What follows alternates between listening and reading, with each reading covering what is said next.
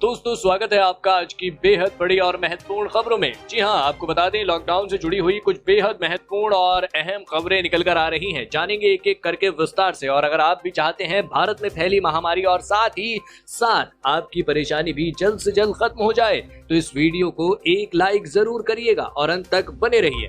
दोस्तों खबरों का सिलसिला शुरू करने से पहले आपको बता दें महामारी का कहर दिन ब दिन बढ़ने के कारण सरकार की तरफ से इस लॉकडाउन 3 में कुछ कड़े नियम और रियायतें दी गई हैं, जिन्हें जानना आपके लिए बेहद ही जरूरी है। इसीलिए आपसे अनुरोध है कि इस वीडियो को अंत तक जरूर देखिएगा। तो दोस्तों उससे पहले फटाफट जान लेते हैं कोरोना महामारी की आज की ताजा अपडेट। तो दोस्तों आपको बता दें भारत में अब तक संक्रमित मरीजों की संख्या बढ़ती जा रही है और यह संख्या 69,100 से अधिक हो चुकी है। इनमें से 45,200 से अधिक लोगों का भी इलाज चल रहा है, जबकि 21,600 से अधिक मामले सही हो चुके हैं। और आपको बता दें दुख की बात यह है कि 2,240 से अधिक लोगों की अब तक मौत हो चुकी है। और बात करें पूरी दुनिया भर की तो अब तक की अपडेट के अनुसार 42,18,000 से अधिक लोग संक्रमित हो चुके हैं। दुख की बात यह है कि 2,84,000 से अधिक लोगों की मौत हो चुकी है, जबकि 15,06,000 से अधिक लोग सही हो चुके हैं। दोस्तों हो सकता है जब तक आप यह वीडियो देख रहे हो तब तक यह आंकड़ा और भी बढ़ गया हो। इस साथ बढ़ते हैं इस वक्त की अगली बड़ी खबर की तरफ। जी हाँ,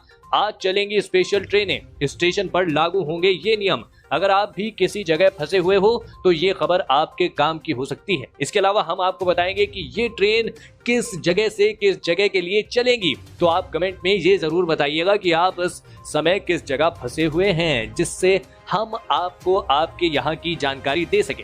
दोस्तों आपको बता दें लॉकडाउन के बीच मंगलवार से 15 ट्रेनों की हरी झंडी दी गई है।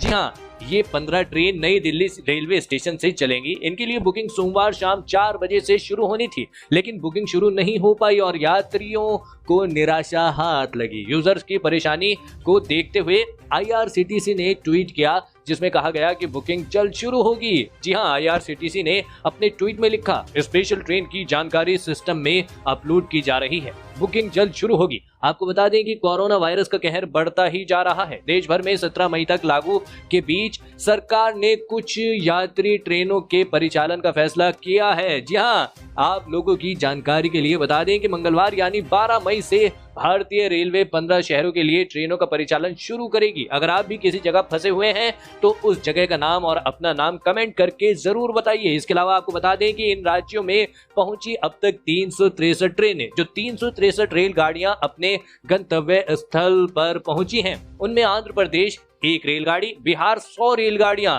हिमाचल प्रदेश 1 रेलगाड़ी, झारखंड 22 रेलगाड़ियां और मध्य प्रदेश यहां पर 30 रेलगाड़ियां। ओडिशा की बात करें तो यहां पर 25 रेलगाड़ियां, वहीं राजस्थान में 4 रेलगाड़ियां, तेलंगाना 2 रेलगाड़ियां, उत्तर प्रदेश 172 और पश्चिम बंगाल 2 रेलगाड़ी, वहीं तमिलनाडु 1 रेलगाड़ी शामिल है। जी हाँ दोस्तों, आपको बता दें कि इसी के साथ बढ़ते हैं इस वक्त की अगली बड़ी खबर की तरफ। जी हाँ, लॉकडाउन में 17 मई के बाद मिल सकती है डील। पीएम मोदी ने मुख्यमंत्रियों के साथ बातचीत में रखी राय।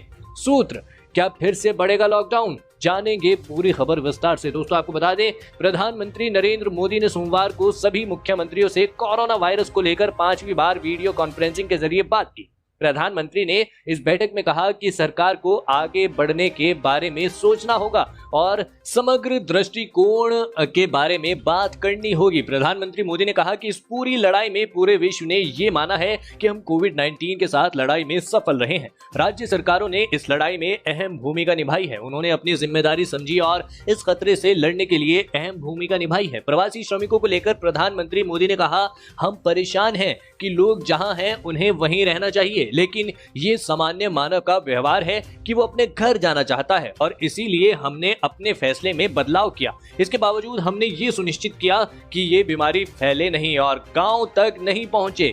यही हमारे लिए बड़ी चुनौती भी है कि सरकार को इस लॉकडाउन को हटा देना चाहिए। अपनी राय कमेंट में जरूर बताइएगा। इसी के साथ बढ़ते हैं इस वक्त की अगली बड़ी खबर की तरफ। जी हाँ, पीएम मोदी की मुख्यमंत्रियों के साथ बैठक जारी। पंजाब की मांग लॉकडाउन बढ़ाया जाए। तमिलनाडु और तेलंगाना ने कहा अभी ट्रेनें ना चलें। दोस्तों आपको बता दें प्रधानमंत्री नरेंद्र मोदी ने सोमवार को सभी राज्यों के मुख्यमंत्रियों के साथ वीडियो कॉन्फ्रेंसिंग की। इस पर लॉकडाउन और प्रवासी मजदूरों के मुद्दे पर चर्चा हुई। इस दौरान तमिलनाडु के मुख्यमंत्री और तेलंगाना के मुख्यमंत्री के चंद्रशेखर राव ने कहा कि अभी यात्री ट्रेनें नहीं चलनी चाहिए। जी हां, पंजाब के मुख्यमंत्री अमरिंदर लॉकडाउन बढ़ाने के पक्ष में थे। उन्होंने कहा कि लॉकडाउन से बाहर जाने के लिए रणनीति बनाने के लिए राज्यों को वक्त दिया जाना चाहिए। इससे पहले प्रधानमंत्री नरेंद्र मोदी ने कहा कि हमने लोगों से कहा था कि वे जहां पर हैं वहीं पर रुकें, पर लोग अपने घर जाना चाहते हैं। ये इंसानी फितरत, इसके चलते हमें अपने फैसले बदलने पड़े। लेकिन इसके बावजूद हमें ध्यान रखना है कि संक्रमण ना फैले और गांव तक ना पहुंचे।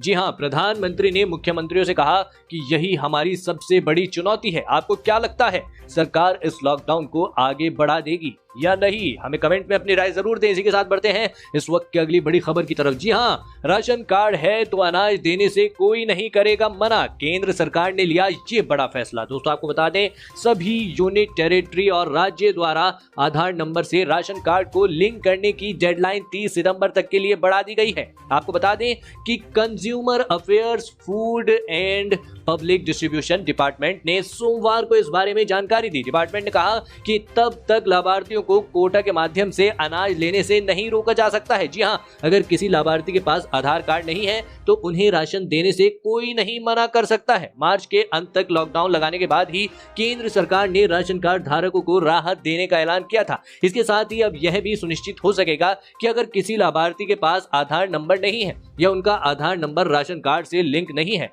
फिर भी उन्हें इस स्कीम के तहत लाभ मिल सके।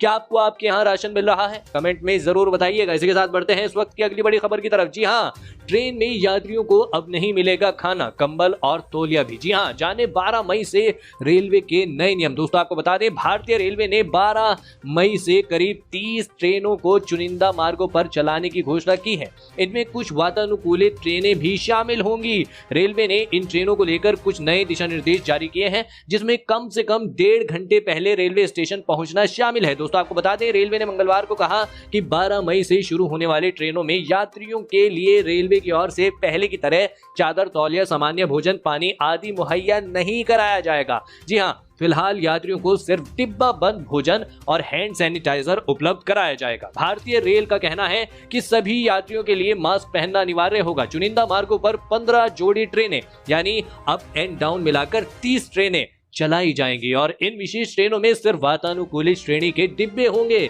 किराया सामान्य राजधानी ट्रेन के अनुरूप होगा। दोस्तों, आपको बता दें, सरकार द्वारा उठाए गए इस कदम पर आपकी क्या राय है? कमेंट में जरूर बताइएगा। इसी के साथ बढ़ते हैं इस वक्त की अगली बड़ी खबर की तरफ। जी हां, पीएम मोदी से बोले केजरीवाल, दिल्ली में कंटेनमेंट जोन छोड़कर आर्थिक गतिविधियों की मिले इजाजत। दोस्तों, आपको बता दें, राजधानी दिल्ली के मुख्यमंत्री अरविंद केजरीवाल ने प्रधानमंत्री नरेंद्र मोदी की मुख्यमंत्रियों के साथ हुई बैठक में कहा है कि दिल्ली में कोविड-19 के कंटेनमेंट क्षेत्रों को छोड़कर अन्य जगह पर आर्थिक गतिविधियों की अनुमति मिलनी चाहिए। आपको बता दें कि दिल्ली में इस समय कंटेनमेंट जोन की संख्या करीब 80 है। हालांकि कुछ दिन पहले इसकी संख्या 100 के पार पहुंच गई थी। आपकी क्या राय है? लॉकडाउन में किस तरह का छूट मिलनी चाहिए? जी हां, इसी के साथ बढ़ते हैं इस वक्त की अगली बड़ी खबर की तरफ। जी हां, कंस्ट्रक्शन उद्योग से जुड़े 40,000 मजदूरों के खाते में मई में फिर इतने रुपए देगी केजरीवाल सरकार। दोस्तों, आपको बता दें, दिल्ली के सीएम अरविंद केजरीवाल ने कंस्ट्रक्शन मजदूरों को इस महीने एक बार फिर से 5,000 रुपए देने का ऐलान किया है। आपको बता दें, पिछले 1.5 महीने से भी ज्यादा समय से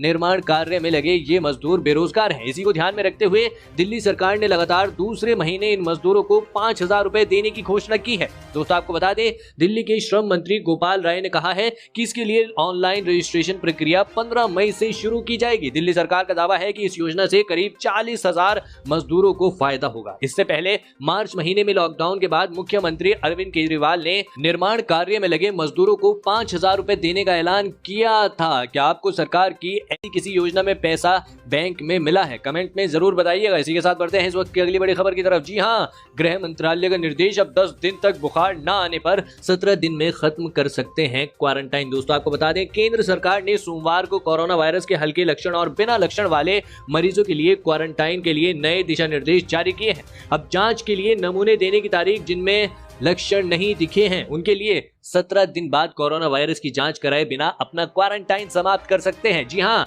अगर उन्हें 10 दिन में बुखार नहीं आया हो तभी। जी हाँ दोस्तों, आपको बता दें गृह मंत्रालय के नए संशोधन दिशा निर्देशों के दोहराया गया है। जी हाँ, उसमें दोहराया गया है कि वे लोग जिनके यहाँ खुद को अलग रखने की उचित सुविधा है, यानी अगर आपके घर में कोई ऐसा कमरा है जहां पर आप अलग रह सकते हैं, जी हाँ, अपने परिवार के सदस्यों से दूर रहने के लिए क्वारंटाइन में रह सकते हैं, चिकित्सकीय अधिकारी के लिए इन्हें हल्के या बिना लक्षण वाले मामले घोषित करना अनिवार्य है और नियमित रूप से जिला निगरानी अधिकारी को अपनी स्वास्थ्य संबंधी जानकारी देना भी जरूरी है। दोस्तों आपको बता दें संशोधित दिशा निर्देशों के अनुसार पृथक वास में रह रहे मरीज के लक्षण दिखने के 17 दिन बाद या लक्षण न होने पर जांच के लिए नमूने देने की तारीख और 10 दिन तक बुखार न आने पर अपना क्वारंटाइन समाप्त कर सकते हैं। आप इस पर क्या राय है हमें कमेंट में जरूर बताइएगा। इसी के साथ बढ़ते हैं इस वक्त की अगली बड़ी खबर की तरफ। जी हाँ, क्या कोरोना वायरस से बच सकती है आयुर्वेदिक दवा फीफाट्रॉल? जी हाँ, जानिए पूरी खबर विस्तार से। दोस्तों आपको बता दें कि कोरोना वायरस से लड़ने के लिए हाल ही में जारी तत्वों की सूची में विशेषज्ञों ने जिन करीब 200 तकनीकों और अनुसंधान गतिविधियों का मूल्यांकन किया है उनमें रोग प्रतिरोधक क्षमता बढ़ाने वाली आयुर्वेदिक औषधि फीफाट्रॉल का भी उल्लेख है। दोस्तों आपको बता दें कि सरकार द्वारा संचालित राष्ट्रीय अनुसंधान विकास निगम ने कोविड-19 से लड़ने के लिए भारतीय तकनीकों का सार संग्रह तैयार किया है, जिसमें घातक वायरस के संक्रमण से मुकाबले के लिए 200 देसी तकनीकों के स्तर तथा सरकार द्वारा किए जा रहे अनुसंधान कार्यों और प्रयासों की जानकारी है। इसके मुताबिक स्वास्थ्य विशेषज्ञों ने सुझाया है कि शरीर की रोग प्रतिरोधक क्षमता बढ़ाने से संक्रमण के असर को कम करके रोग से उबरने में मदद मिल सकती है। दोस्तों आपको क्या लगता है इस महामारी का वैक्सीन कब तक बनकर तैयार होगा? इस पूरी खबर पर आप अपनी राय हमें कमेंट में जरूर दीजिए। तो दोस्तों ये थी आज की कुछ बेहद ही महत्वपूर्ण और ताज़ा खबरें। उम्मीद करते हैं इससे आपको काफ़ी कुछ महत्वपूर्ण जानकारी मिली होगी। बस इसके बदले में इतना ही चाहते हैं कि आप इस वीडियो को लाइक कर दें, शेयर कर दें, क्योंकि आपका लाइक और शेयर करना ही हमारी मेहनत